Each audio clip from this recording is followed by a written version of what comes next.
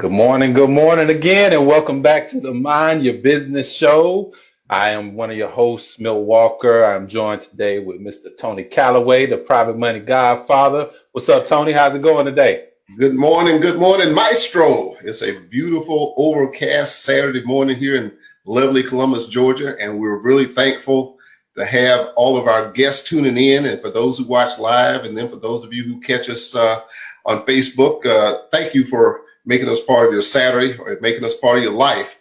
Milt, everything been going well for you this week, man? Yeah, everything's been going really well. I've had a lot of successes and with my business and everything. So, just continuing the mission, man. Just putting as much positivity out there as I can and keeping it moving. How about yourself? Oh, everything's been lovely, and I appreciate all the help you've made.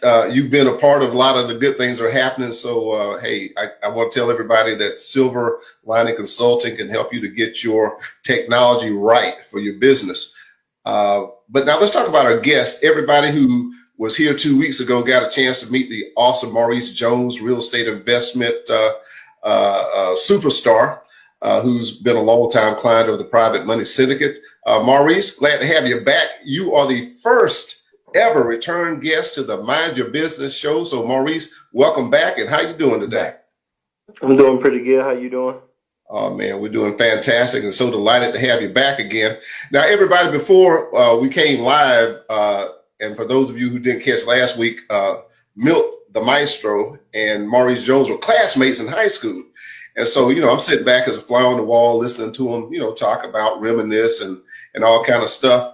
And come to find out that, and last week there was something that came up that Milt used to be known for rapping when he was in high school. And just before we came on the air, Maurice was saying that Milt has a stage name, an alias. Now, they didn't want to reveal what it is. And I don't know if that's going to come out now, but Milt, were you that serious, man? Were you that good? Or no, let me ask Maurice, was he that good? Tell it like it is. Oh yeah, he was good. Hey, making beats on the desk at the while we in class. Is that right? Before the period. Everywhere. Everywhere. Exactly. Before the period, after class. Exactly. Down the hall. Everywhere.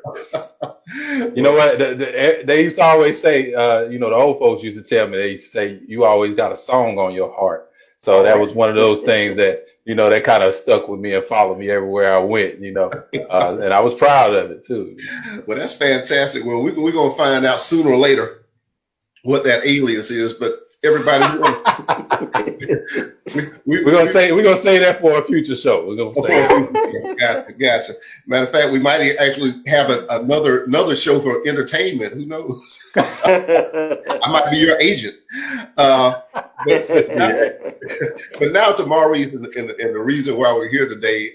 Maurice has acquired a sizable portfolio. A lot of that has happened in the past 3 years since he and I have been working together. I've been providing a lot of the capital to his growth. And 2 weeks ago when he was on before, Maurice, we talked about how you got your beginnings and how you got to where you are right now. So just for the benefit of the people who weren't able to catch that previous show, which I encourage them to go back on Facebook and check it out. Just if you would, in 2 minutes, bring us from what got you started to just quickly where you are today, because today we're going to get more tactical, but just give everybody a quick 2-3 minute summation of Maurice Jones from having the desire to start investing to where you've accomplished a sizable portfolio, the motivation, those kind of things. Okay, well, I started out, I was just, my dad is in real estate, and I was watching my dad get properties and actually fix them up and sell them.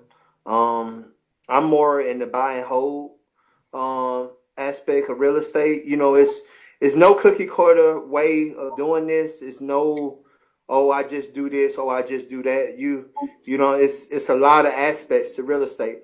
But I just came up, on the outside looking in, just watching, like a fly on the wall, just watching and just trying to figure out how I'm gonna start.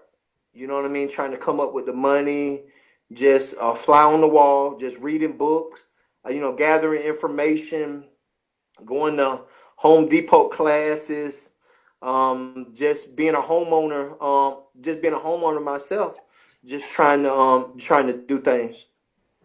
Okay. All right. And to the point where you had already acquired properties, pretty much you were buying them straight out cash, doing the renovations yourself. As you said, you haven't really been in the flipping aspect, more accumulating a portfolio for income. And then right at, I guess at this point, about 3.5 years ago, you and I met, and you got introduced to the idea of leverage as part of your financial development. So let's just kind of start our conversation that we want to focus on today. When I sat down with you and I was explaining that concept of return on investment or ROI, the thing I think reflecting on it that really caught your attention is where most people think that the idea of if I have a debt, now I've got a payment that I have to make out. The thing that if I can bring it kind of right down to the point, I help you to realize that you could have basically 3 times more properties for the same amount of cash, therefore creating way more income for yourself. So just from the standpoint of how you process that, it's like a light bulb came on. Tell everybody about that moment if you want to put it in that context. Well, it's what I'm saying. It's kind of like the fight or flight syndrome. When I met Mr. Tony, I didn't have no more cash. I had a little cash, but not no. I wanted to get some cash. I had spent all my cash. Mm-hmm. I had when I met Mr. Tony, I ain't gonna tell you how many houses I had when I met Mr. Tony, because I'm gonna tell you how many houses I done bought since I met Mr. Tony. And if you go back and add it up, you can get how it is. But since I met Mr. Tony, we have bought 28 houses. So you know what I mean. But when I met him, I had exhausted all my resources, my cash, and people at the bank, there's so many loans they're gonna give you to keep fixing up your house. When you go to the bank, if you tell them that you trying to get a loan to buy a property, they gonna want you to do 2 backer flips and a cartwheel and don't even touch the ground. And I don't know how I'm not in gymnastics, but I don't know how that can be done. But when I met Mr. Tony, he got plenty of programs, but we did that it's a certain thing is good debt and bad debt. But it's sometimes it's you got to have an open mind. And when you get into real estate, you're gonna have to have imagination, because you're gonna come to a house that may have termites. You may be able to look through the ceiling and see the sun. You may be able to look down and see the ground. So, but you're gonna have to have imagination. Just the same thing with me and Mr. Tony when we got together. I had imagination. I wasn't scared to get think about it. You get a small loan on a house that you made loan. He got loans where you don't even have to own the house yet. He got loans that in place where you can, before you get the house, you just have to have your how much it's gonna cost to do it, and he'll give you a whole loan before you can even get the house. But I came to Mr. Tony, I already had the property, and sometimes it may sound strange. Why would I get a loan on a house that I already own flat out? Why? Because I want to do the same thing I did to get this house. You know what I mean? Right. I remember the first loan that me and Mr. Tony actually done, I actually bought 5 houses out of that one loan. Awesome. I bought four in a package deal, and I bought one separate. See, sometimes, when you get to doing this, sometimes you forget. And it helps me better to talk about it, because it helps me to remember all the things that I've done. And sometimes in real estate, you may find yourself get into a corner, and then, a light bulb go off, and you say, well, I remember when I did this time, and that's how I got over the hump. Mm. You know what I'm saying? That was a blessing, man. Just you know what I'm saying? That's one loan. We took one house, and on that house, I think the loan is nothing but like $400, $425. So you telling me I took 420, a house that I own flat out. That house I paid 17,000 for. I end up putting about 7,000 in it. So that house that I get, how much I get 775 for that house. I got a loan on that house with $425. But imagine I can go and tell you, out of them 5 houses, one of the houses, the lady was staying there before I got there. That's $500. Another one of the houses I get $500 a month. Another house I get $550 a month. And another house I get $600 a month. And the other house I get another $600 a month. Now that's about how much 20, is that, Miss? about 2,200, I think. That's 22. Now tell me now. That you bringing in rental income, and it costs you $400. It cost me 22. Now you telling me you got $400. Hey, wait. Plus you got the $350 left over from the first house, so that's what, $2,550. It cost you $400 to get $2,550 in income. Yeah, that, you know what I'm saying. That don't. You telling me I got $400 a month loan versus I'm getting $2,500 a month? That's like, it's a no-brainer. It's, you know what I'm saying? It's, man, I do it again. If I, you know what I'm saying? You just keep doing it over and over. And then, you know, that's how it goes. And well, now I got excited. I got excited just thinking about it. You know what I'm saying? Really, I forgot about that one. But we did another loan where we did 4 houses and got got over $200,000, and we bought like 8 houses with that, and we actually bought a house to sell. You know what I'm saying? You say, well, Maurice, you say that you don't do nothing but you buy houses and hold them. Well, I had to understand, I had to do one for myself. I had to buy a house and sell it so I could see how it made me feel, so I could see if that's something I wanted to do. Because at first I was happy-go-lucky. Oh, I'm going to buy houses and I'm going to sell them. But when I sold the house, it was like, man, I did all that work to the house and I sold it, which I really should have just got Mr. Tony to do a loan on the house. That's what I should have did. But, you know, you live and learn. So if you learn something, it's not wasted. All right. Well, you reminded me of one very important and little known aspect of using private money for real estate investing. And you made the reference to the bank. When you go to the bank, in fact, there are 2 things. One is, like Maurice said, you got to be a gymnast because they're going to have you jumping through all kind of hoops and all. You're going to be like, Biles, the young Dominique Dawes. Yeah, Dawes. That's it, Dawes. Yeah, they be flipping and doing all kind of stuff in the air. But yeah, the process is a lot less complicated, more simplified with private lending. Generally speaking, they want to know that you got a credit score at least in the 600s. Normally, that's the only credit thing. In other words, I tell people the credit is just, it gets you in.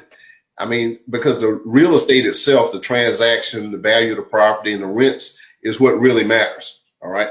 And then the second thing is you need to have a property where, as far as the strategy that Maurice is explaining, where there's a lot of value add for the money that you put in to the renovation. So actually getting the comps from the real estate agent tells you what the value of that house is going to be once you get your renovations done. So as you're out shopping for properties or looking for an area where, as I generally recommend, you can replicate your process. You know, if you buy at this price, put X amount of dollars in the rehab, you know what the top side is, which tells you that you'll be able to extract money from that by doing a refinance. It also tells you what your cost is going to be in terms of the financing when you get a mortgage on it. And it then tells you also what your positive cash flow is going to be. So it's very much all simple math. It's nothing that you can't have already figured out before you even go into the transaction to know that you'll be able to extract a certain amount of money and then go do it again. As Maurice just shows you, do it in multiples after you are able to get the equity out of the property. Now, the other thing, though, is that usually the bank is going to stop lending you money, even if you got great credit, you got cash flowing properties, and it may have gotten even tighter now since COVID-19. But generally, 3 to 4 properties is all you're going to be able to get financed through the bank. Okay, because they just don't want to have that much exposure with private money. As Maurice told you, he picked up, I forgot the number you said, was it 28 or something? 28, Yeah, 28 28 since I met you. in a 3-year period, by virtue of, the fact that private money lenders look at the real estate as a little business model. So they're not concerned about all the things that the FDIC and FHA compliance rules that the banks have to conform to. So it's allowed him to continue to grow his portfolio. And the last thing I'll make in drawing from the story that you just shared, and I appreciate the way you told all that, Maurice, is that when you use the philosophy that I call flipping money, not houses, you control one thing that people who flip houses don't have control over, and that is time. Maurice can control when he's going to make his profits on the deal. Once he rents that property and he knows he's got a positive cash flow that comes with that rental, the other thing is within 30 days, if he's got $20,000, $30,000 or whatever, $40,000 that can come out of that refinance that's cash in his pocket, he controls time. Now, if you're selling that house to an owner occupant, you got to wait for somebody to buy it, which means you got to wait for them to find it, negotiate the deal, haggle with them, and then they've got to come up with their owner. As an owner occupant, they had to get a mortgage to buy it. That might be 3-4 months down the road. So from the standpoint that he can keep flipping houses, not instead of flipping houses, he can keep flipping money every 30 days because basically he's just got to qualify the property for the transaction. And then he can redeploy that money and do it again. That is how he was so rapid in developing his portfolio, because he always controlled time. Flipping properties, you don't have that level of control. And oftentimes to accelerate that, you have to reduce the price, which the other thing is when you make that short-term capital gain, you got to pay taxes. Maurice, every time you took money out of a property from a cash out refi, did Uncle Sam get any of that? It's absolutely tax-free, 100% tax-free. And who's paying that debt off? The tenants. So it's an option. And that's the one that we espouse here at the Private Money Syndicate. All right. Well, Maurice, thanks for that recap. I want to turn to Milt and ask Milt, do we have any shout outs we need to acknowledge from folks who tuned in? Any questions before Maurice and I continue? Of course. Yeah, so we got Lawana Hayes joining us again. Hey, Lawana. Nikki Johnson is in the building as well. Hey, Nikki, welcome back. Robert D. Mallard says, send them our way. We are investor friendly. Okay. Right. And Lawana Hayes says, learn the system and replicate, which is basically what you were just espousing on. So yeah, definitely want to learn from the lesson, like Maurice said, and then replicate that over and over. And that's how you continue your success. And that's definitely a great shout out on that. Yeah. All right. Well, thank you so much. Hey, appreciate all of you who tune in. All right, Maurice. Now, as a framework for the next part of our discussion, in my experience, having renovated properties, I've got properties in portfolio. The two biggest things that I call them the landmines for people who want to be portfolio real estate investors. The first is the rehab part. Now, I want to give my perspective that the rehab is the landmine, because landmines, you don't know they're there until somebody steps on one. All right. So from the standpoint of managing the rehab process, whether you're doing it yourself or you're hiring contractors to do it, that's still a process that every investor's got to deal with, regardless what your exit is going to be. Now, the second part of what Maurice and I are going to discuss is management. Now, once you've got more than 2 or 3 properties, as he mentioned, he has a sizable portfolio above 28 properties, you got to have some type of management process, some type of management philosophy. There are different ones. And then a shout out to Robert Mallard, who is a principal with PMI Chattahoochee Property Management. They manage the property that I'm actually in right now. So from the standpoint that whether you hire a property management company, and theirs will be a great example, or you manage it yourself, that is still an important part of the performance of the investment portfolio in terms of the cash side, the tenant and occupancy, and in some sense also the value that's maintained or grows in the portfolio. So that's where we're going today, just as a heads up for everybody. But now I'm going to reel it all the way back. Let's talk about rehab. All right, Maurice, kind of walk me through, just like you're talking to me and you're teaching me, you identify a property. So get me inside your head of how you go through identifying what work needs to be done, in terms of your methodology. And then we'll get into how you actually go about the execution of the rehab. Any model you have for how you go about getting the rehab done, if you understand what I'm asking. Oh, yes, sir. So say me and you just walking up on a house that I already purchased, correct? Yeah. Or not even a house that I don't have to even purchase it yet. But when I go to a house, I'm gonna look at the roof. You know what I'm saying? First thing, you don't want the house leaking water. You know what I mean? Causing more damage. You know what I'm saying? Because with water it becomes termites and stuff like that. Then with the water get in the house, then your floor starts to go.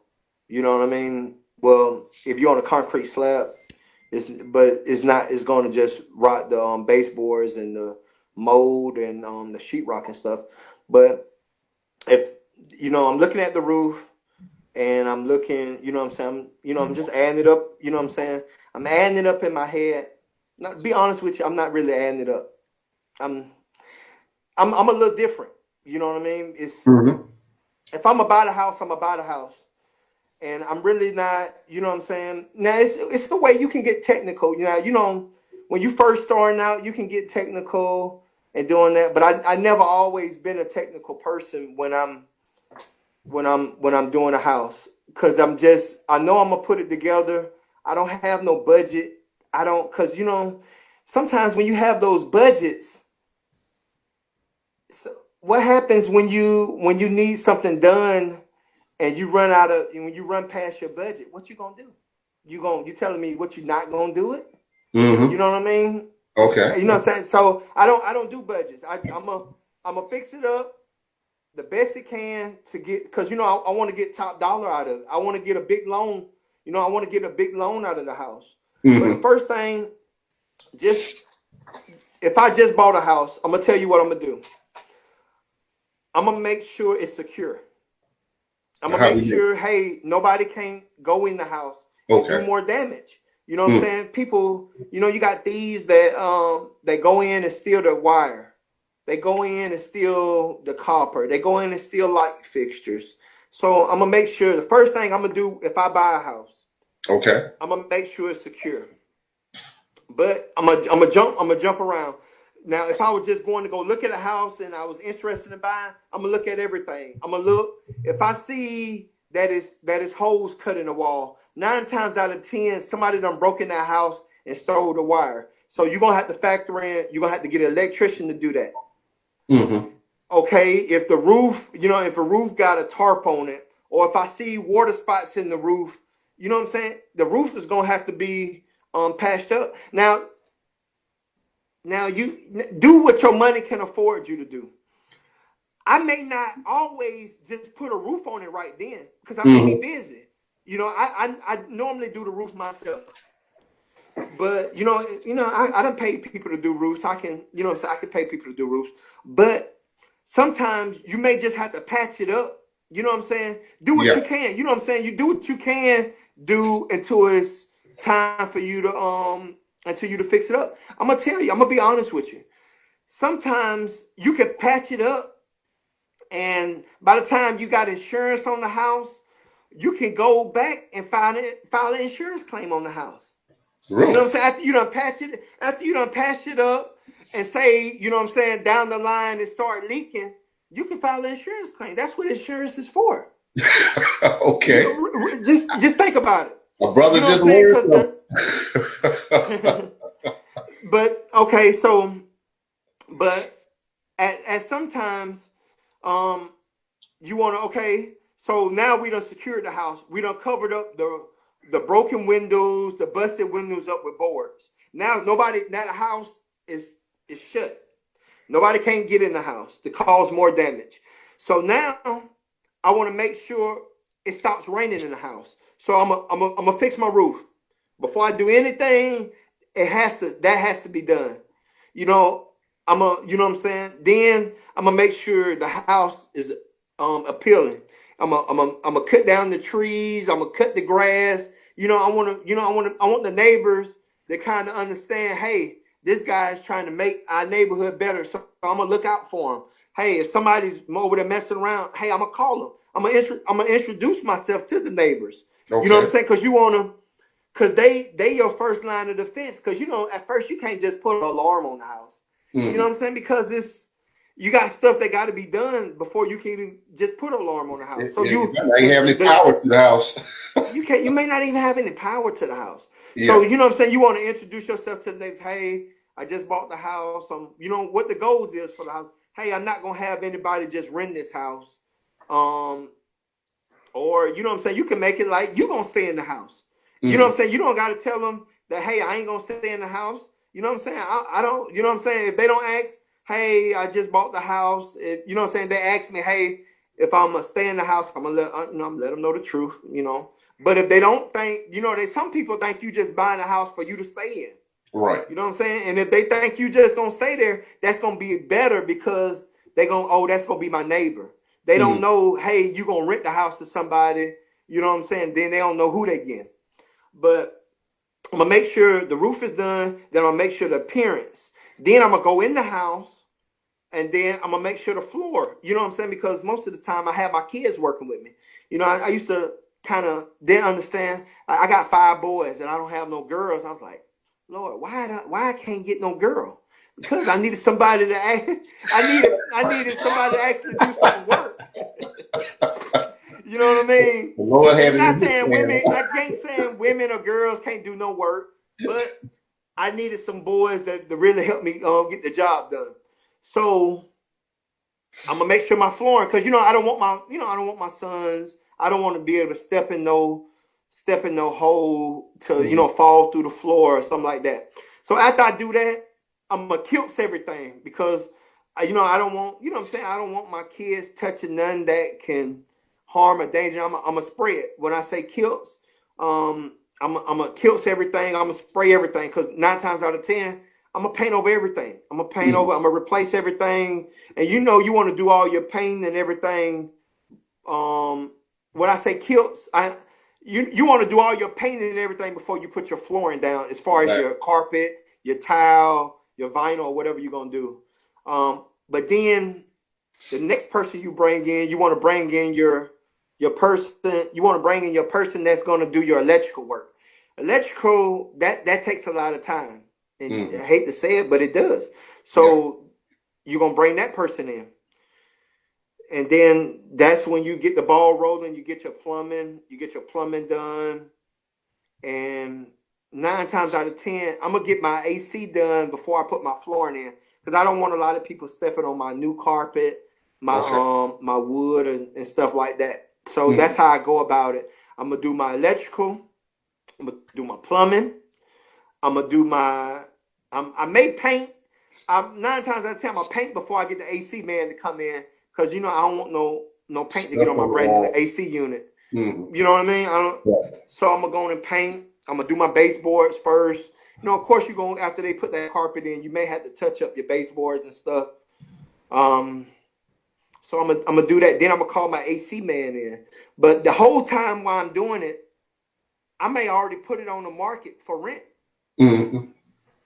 Because when you're doing a loan, when you're getting a loan on a house, they want to see that the house is rented. So you're going to have a lease agreement. Right. So once I got the house almost presentable, I'm going to put the house on the market. I may not put a sign out front because sometimes you put signs out there, you attract the wrong company. Exactly. You know what I mean? So I just put it on the net. Zillow is getting a little bit expensive. They want to charge you $5 a week. But I put it on realtor.com. I put it on Georgia Housing Search, which is you get a lot of people from Section 8 that's on Georgia Housing Search. Or I put it, you got different social medias you can put it at. You can put it on Facebook and everything. Yeah. Hey, let me pause you for a second, Maurice, and our emphasis to something that you just said. And the two sides of it is, one, putting a sign out front is not always the best thing because you're going to attract, uninvited guests. I'll put that. Yeah, because they know you just got it all fixed up, And then the second part of it is you don't have to wait till it's all finished to start getting applications, because tenants are different than buyers. Okay. Tenants, oftentimes, as I would tell people, when people, a 30-day notice is going to be given at the end of the month. So people know that they got basically 30 days to find a place. So generally by the first of the month, you can have a tenant already under lease by the middle of the month to move in by the end of that following month. So from the standpoint, cleanliness, location, like Maurice just said, the general appearance could just be pictures, but for your financial model to be able to line that property up to get cash out refinancing, as I said, you control time. If you got a lease, you don't necessarily have to have one, but if you got one, that just strengthens the profile, and you can have that before the tenant actually moves in. So those are some really good points, and I just wanted to make sure to stick some pins for people to grab attention to that. All right, now let's shift a little bit, because let me enter in for 1 second. I just want to say this little part before we do. I'm sorry, Mr. Tony, but sometimes if you got that house presentable enough, you can have that house rented before you have it done. That's more money that you can use to help you go along with your fix-up process. That deposit on the house can be money for your appliances. That, you know what I'm saying? Some people, they really like the location and you can sell them that vision. They'll pay you your first month rent and your deposit, and that'd be enough money to help you along to finish that project. I'm sorry, Mr. Tony. No, that's a really good point. And that goes with the renovation, because again, the appliances and all those things you put in at the end. I mean, if you factor that, especially for somebody who's just getting started. Now, granted, that deposit has got to be paid back to the person if they stay and decide to move out after the terms of lease. But at the same time, it's cash in hand for you to be judicious in helping it to get the project completed. All right. And as I was about to say, Maurice, you're moving into the management part. So tenancy is part of management. You described the online tools you use to get a pool of applicants. Now, my philosophy always was I like to have at least 5 to 10 applications for that property, because I think a mistake some people make is they take the first thing that comes along, and every time I've made that mistake, every time it's gone wrong. Now, when I follow my rules, get a pool of applications, bet down to the best one, it's never failed me. But with that being said, talk us through your process of, and we got, what time is it here? We got about 25 minutes. So let's keep these little slices short. All right, you're ready to get tenants into it. So what's your process of screening tenants and your process of getting them under application at the point you said you get their deposit and their first month's rent? Describe how you feel about that. Well, I'm like I told you in the beginning, I'm a little different. Okay. And I can get a person out. In about a month. During normal circumstances, the COVID-19 is a little different with evicting people, but you just got to be able to adapt. It's just like what I'm saying? I hate to say, like a lizard.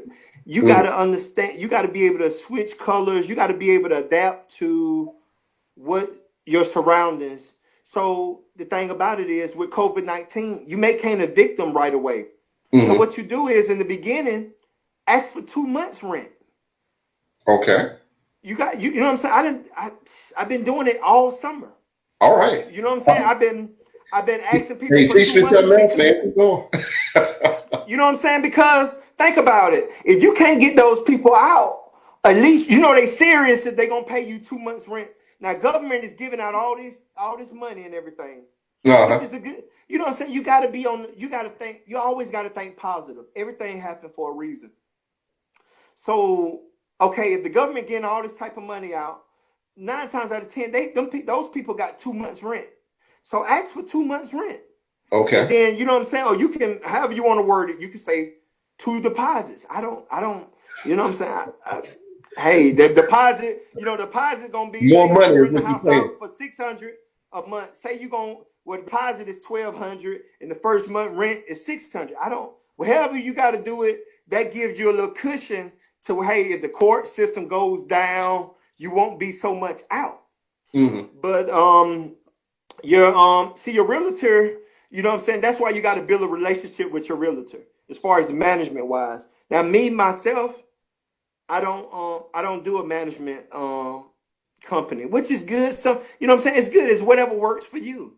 You know, the more money saved is more money made. That's the way I think about it. But you know what I'm saying? You got to think about it. If you paying these management companies, that's taken away from your profit. But your realtor, 9 times out of 10, your realtor, the company that they work for, they can manage the property for you. So it's just, you know what I'm saying? Which, you know, of course, they're gonna charge you a fee per month. They're gonna charge you for calling people out there to do the work. But you know, I'm a hands-on person. So, you know, most of the work I do myself. You know what I'm saying? I go down, I file evictions myself. But okay, to go back to what you was asking about the screening process, you know, you want to get somebody that has a good job. I'm gonna tell you, during COVID-19, not to be biased, people that are on fixed income, that's guaranteed money. Social Security, yeah, you know, it's hard to tap into somebody's Social Security money and garnish their bank account because they get Social Security. But at the same time, that's guaranteed money. You know, no matter what goes on, somebody that gets Social Security and SSI, those other things, retirement, VA, right? Yep. You know what I'm saying? That's guaranteed money versus somebody that may work for corporate America. That you get somebody that work for corporate America, that business may shut down. Right. You know what I mean? But you know, somebody that get SSI, that money is always going to be there. But you know, I'm not trying to be biased or not trying to say, oh, just get the people that got this, go for them. But you know what I'm saying? Just like Mr. Tony said, you want to have as many applications as possible. And I'm a kind of I can discern people pretty good. I can look at a person and say those people are only going to be there for about a month or two. I already know it. You know, because I've been doing it for so long. You know, I done had so many tenants. You know what I'm saying? Which I'm a little different. So, you know, of course, you know, you go with a person that you feel more comfortable with. You know, the person that you say, hey, this person, I can see them people paying their rent on time. Now, me, I like cash out. You know, that stopped me from going to have to pick up money. You know, people who rent for me, they got my bank account number. It's no top secret. You know, it's not top secret. If somebody has your bank account number or your routing number, that's, you know what I'm saying. So you have your rents paid directly to you either via Cash App or they deposit it to your bank account. Now, how do you receive them for the money they deposit directly into your account? The bank gives them a receipt. You know what I'm saying? I got a system. Hey, they take a picture of the receipt that the bank gives them. They got their receipt.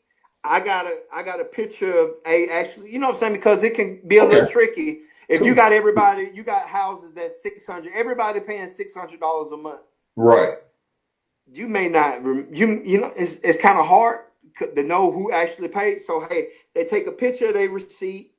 They send it to me. You know, it has a reference number on there. So you can, you know what I'm saying? You can balance it back to, hey, this person paid. You know what I mean? Okay. Well, hey, that's an accounting system. So, and it's real down to earth and real simple.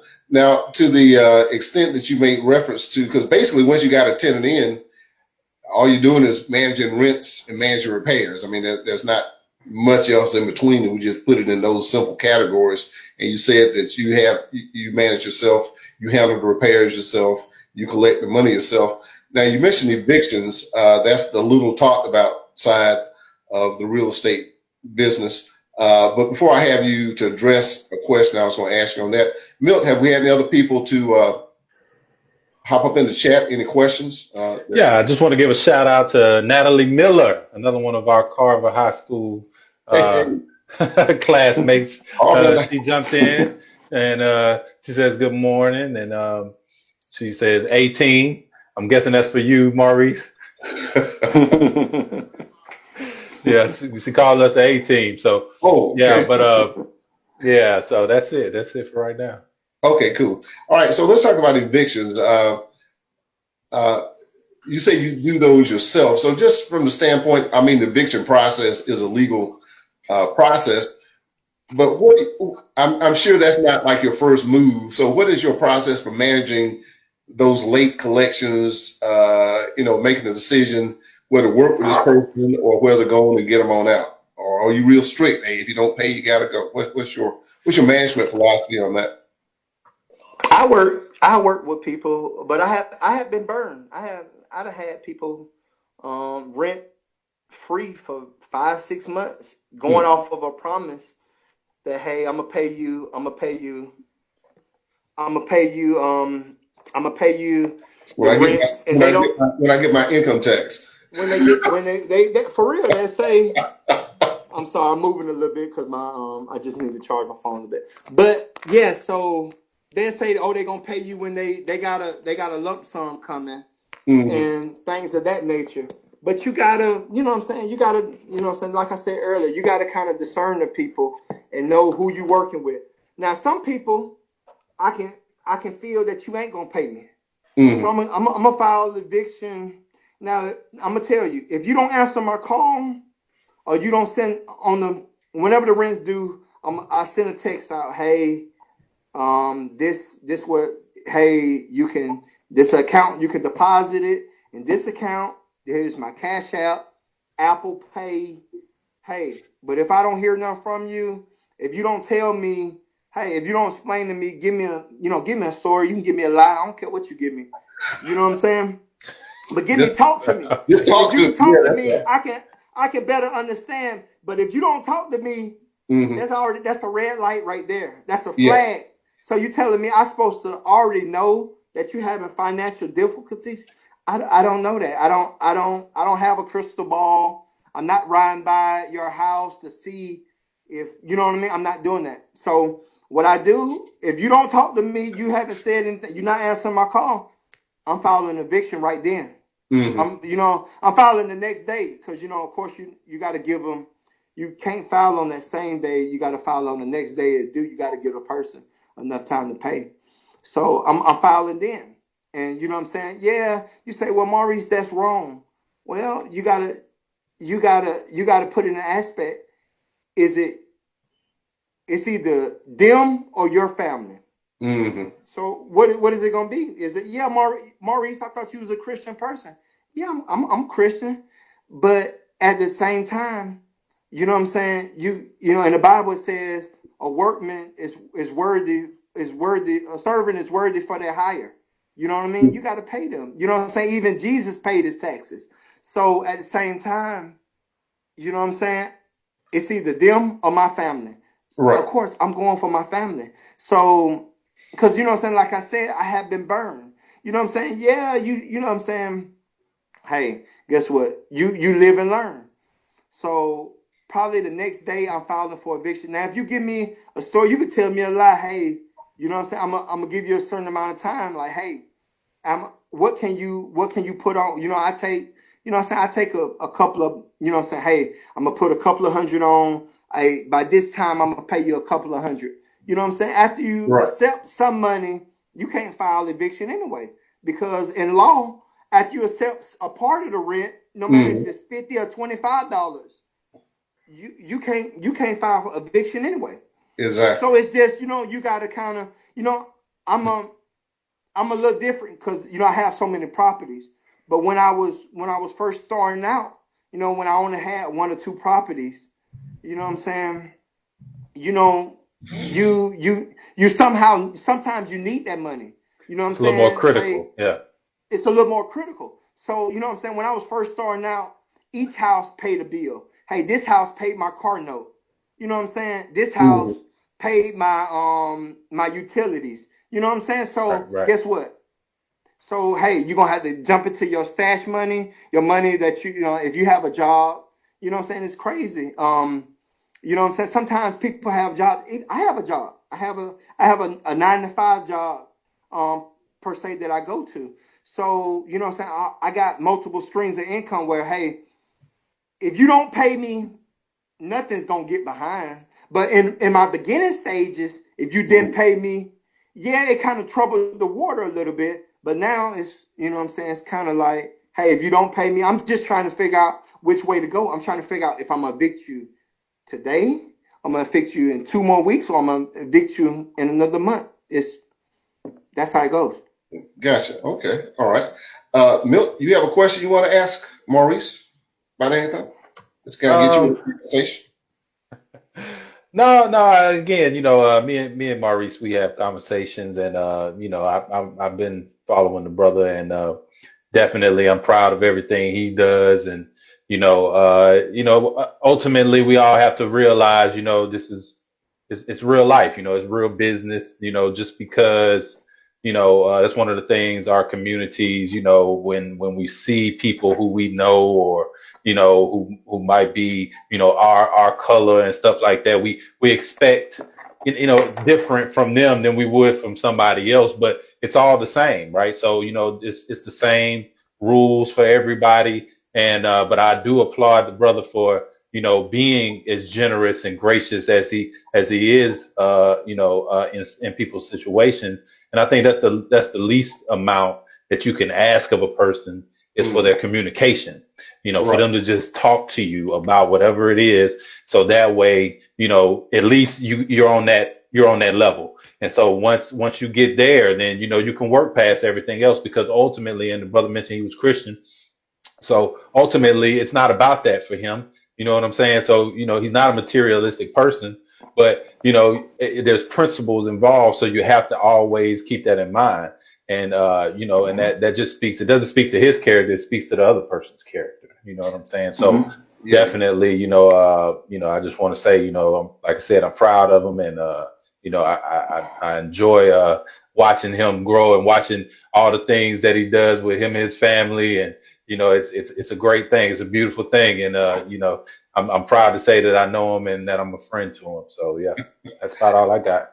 All right. I think, but it's a respect thing. Most of all, it's respect. If you know what I'm saying, if you give a person respect, you respect them enough to tell them, hey, Right. your situation, or you know what I'm saying, you Right. could better understand that person. And the thing about it is, it took me a long time it took me houses and houses and houses to realize this, in business, to realize this. If you're doing anything for money, it's gonna get tiring. Doing it for money is gonna get tiring. I don't care what you do. If you do something for money, it's gonna get real tiring, and it's not. You have to do something that's worth doing it. That's meaningful, you know what I mean? to you, right? Exactly. So that's meaningful, because just because, you know what I'm saying, you can have all the money in the world, but if you don't got nothing to spend it on, money is nothing. If you don't got nothing to spend, you know what I'm saying? If you can have all the, if you don't got nothing to buy with the money, what is money? It's nothing. No one to share it with, right? You know what I'm saying? You don't, man. It's nothing. But so that's what it is. So that's the thing. I'm doing it. You know what I'm saying? Just like I stated last time, I'm doing it for, you know what I'm saying, for generational wealth for my kids, grandkids, their kids. It's got to be meaningful. Yeah. Hey, and I want to stop in real quick, because we did get a question while you were talking. Then, Lawana Hayes says, "Do you insure your properties individually or lump them on one policy?" That's a good question. Do you do the whole group policy with your properties, or do you just do them individually as you get them? It's not like say like a dealership. A dealership can just have one policy that covers each car. I mean, that's gonna cover every car they get. But with insurance on houses, it's individually. And say like when you get a policy, they can only add so many houses to one policy. Then they're gonna have to give you another policy. You know what I mean? Gotcha. But they're all individual. They're all individual policies under one policy number. And basically, it goes by what the cost of it is, or how much it's worth, or something like that. And when you reach that cap, then you have to get it under another policy kind of deal, something like that. Okay, that That makes kind of sense. deal. But the best Yeah. thing now is some people now since we're talking about insurances, it's some people that own that own houses flat out that don't pay insurance. I'm gonna be honest with you. We probably pay almost $3,000 a month for insurance. Mm-hmm. But at the same time, of course, if I didn't pay insurance, yeah, am I equipped to, replace roofs and damages myself? Right. But I wouldn't want to take that risk for somebody getting hurt in my house and getting a lawsuit. I just want to do it. Now I got friends that don't. They look at me like I'm crazy because I got insurance. Because I pay, it's probably almost like $50 a house that I pay insurance a month for. And you know what I mean? But I won't want to take that risk. You know what I mean? Gotcha. It's best to insure yourself. I don't care if you own it flat out. And please get it. I would get insurance. I wouldn't do that. You got an asset that I would definitely encourage people to take Maurice's philosophy as far as, letting the insurance company carry the risk, and you just have that full expense. Now, we got about 8 minutes left. And I want to ask this question that relates to your relationship with me and the Private Money Syndicate. How has working with the Private Money Syndicate as a broker, not just the fact that we got the money, but what services, how have I been an asset, or how has Private Money Syndicate in our relationship has been personal in that regard? How have I been able to serve your process and growing your portfolio? What kind of things have we done consultatively, supporting getting the finance? And just, I want people to really understand there is a difference between having a broker and having just a banker. So share, if you would, from that point of view. And I don't encourage this, but I can text Mr. Tony at 11 o'clock at night. I can text him early in the morning. I don't encourage it, but he's like an uncle to me. I do, if I can do anything to help him, I do it. You know what I'm saying? Because like I stated earlier in the conversation, we have got 20, you know what I'm saying? Ain't nothing but the grace of God. God gonna use people. And it's no, you know what I'm saying? You can think you're gonna be out there on the island. I don't know everything. And you can't size a person up. You can't size a person up to say, well, no, he can't teach me nothing. This man, he got a lot of the strategies and everything that I need. And you know what I'm saying? He's God sent. You know what I'm saying? Because I'm a worker. I do. You know what I'm saying? And you got to have people around you that think. You know what I'm saying? I don't always think.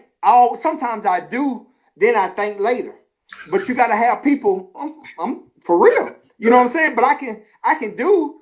You know what I'm saying? I can go in there and do it. Then I say, well, I should have did this. I should have did this. You know what I'm saying? But you got Mr. Tony that's a thinker. You know what I'm saying? So you got to have people in your corner.